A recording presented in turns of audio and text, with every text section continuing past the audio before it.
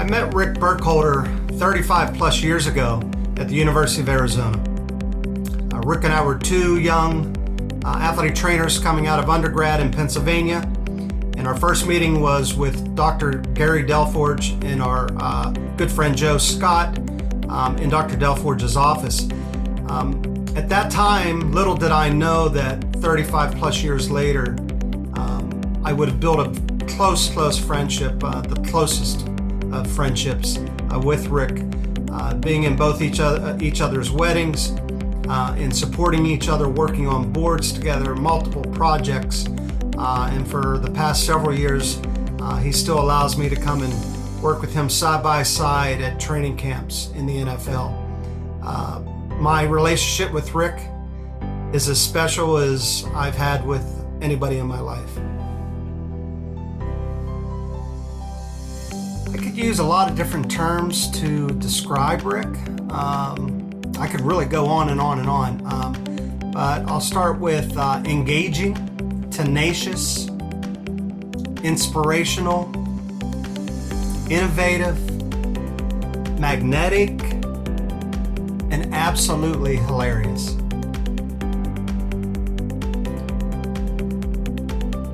There are many things that Rick's been involved in that have had a great impact on our profession and enhanced really our day-to-day operations as athletic trainers. But the one that really comes to mind and I think is extremely important and will be looked back upon historically in our profession as a key initiative, and that is Rick's effort in being the driving force within the NFL League office to recognize athletic trainers who are female as an important and extremely important component of healthcare in the NFL. And that is now carried over to all career paths within the NFL. And much of that is due to the hard work and the drive and the passion that Rick had for making this happen. And Rick truly opened up doors for individuals who truly had the doors slammed in their face. And that's extremely impressive.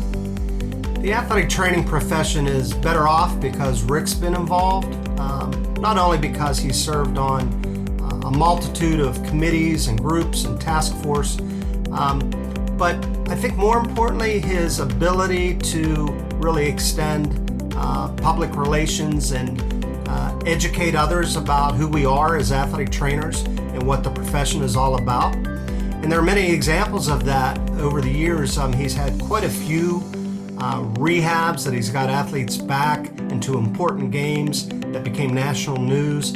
He's done innovative things on the sidelines, innovative research related to heat illness.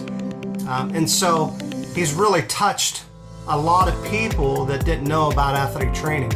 And I think that will probably be his main legacy, that he was truly a spokesperson for the profession who was able to strategically sometimes and other times just by happenstance become a person who could talk about our profession and talk about it very well. In fact, Coach Andy Reid in Philadelphia would have Rick at very important times regarding injuries lead the press conference. And that's not typical in the NFL. And then in today's world, all you have to do is look at Rick's social media and look at the type of following that he has. I believe he has about 20,000 followers on Twitter, and probably not a lot of athletic trainers can say that. So Rick will always be known for making a fabulous impact for the profession in public relations and just general knowledge of who we are. I think there are many things that make Rick Burkholder a great athletic trainer. Just look at his career and his many awards and the many recognitions that he's received, and certainly that shows that he's great. But two things that really come to mind are his communication skills, and it doesn't matter who he's communicating with. It could be a rookie coming on new to the team. It could be his staff, it could be the owner of the team or the head coach. Rick has an ability to truly be a chameleon and work amongst different groups and make things fun, make things funny, but certainly take things serious when he needs to. Rick is also a great leader, and in doing so, he surrounds himself with great people. And so surrounding himself makes him great, and he'll tell everyone that that's how he's pursued his career, and that's how he lives it to this day. Rick has a unique ability to identify when individuals need some special love and some caring. And as he describes it, I know when to love them up. And I've seen that over the years, and whether that be with his staff or with his athletes who he cares for, Rick can be very demanding and expect a lot out of the people that are around him. But he's also extremely caring and knows when to help them out and prop them up.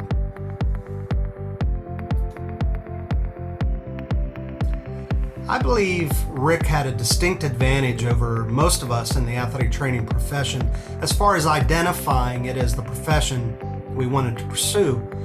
And what I mean by that is Rick very early on was in the athletic training room at Carlisle High School with his dad, who's been a long-time 60-plus year athletic trainer.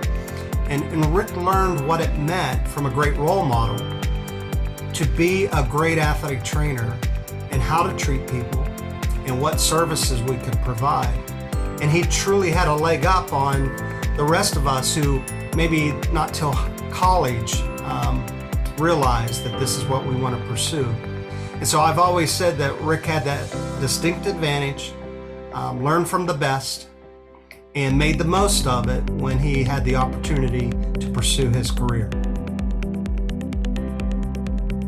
When I found out that Rick was being inducted into the NATA Hall of Fame, it was definitely a moment of sheer joy, absolute jubilation.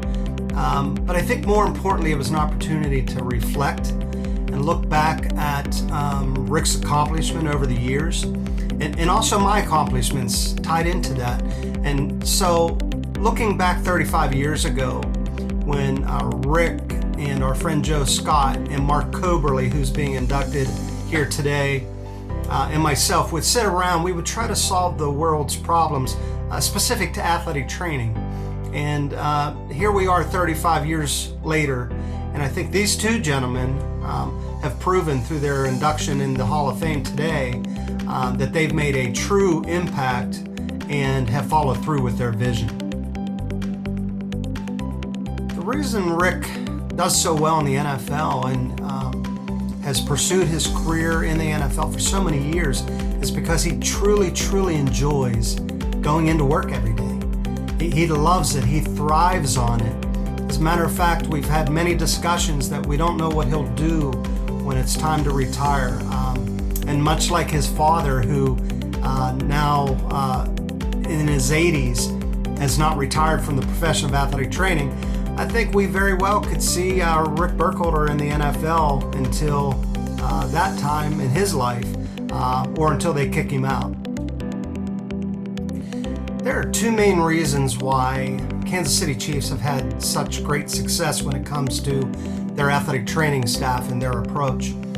First of all, it's the bond between Rick Burkholder and Andy Reid.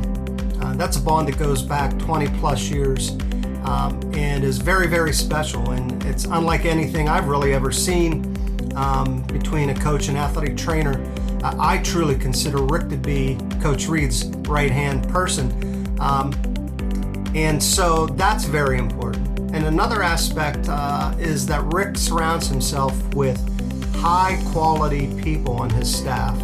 And all you have to do is look at the Super Bowl, look at the media this year to see the positive outcomes of that approach. And so I think as far as success, that's why Rick has been super successful really anywhere that he's been.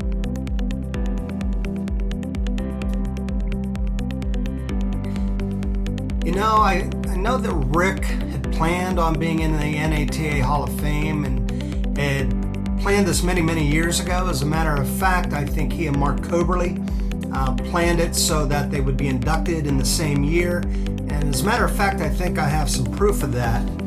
This was 35 years ago when they had one of their initial planning sessions.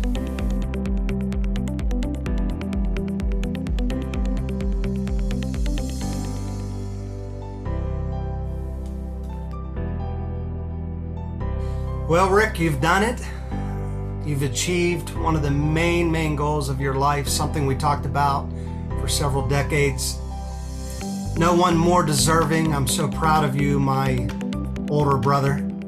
I love you, and it's time to celebrate and have a good time.